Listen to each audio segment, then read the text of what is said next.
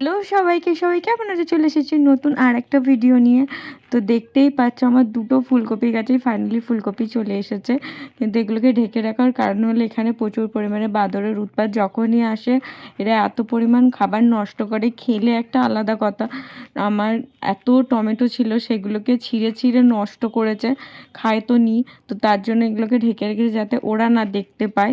আমার বাগানে প্রথমবার আমি চন্দ্রমল্লিকা দেখছি। বাগানে তো ছেড়ে দাও, আমি জীবনে প্রথমবার চন্দ্রমল্লিকা দেখছি, তাও এরকম সবুজ রঙের। কারা কারা সবুজ রঙের চন্দ্রমল্লিকা দেখেছো আমাকে কমেন্ট করে জানিও।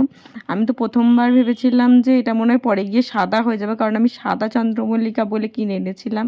তারপর দেখছি যে সবুজ রঙের চন্দ্রমল্লিকা।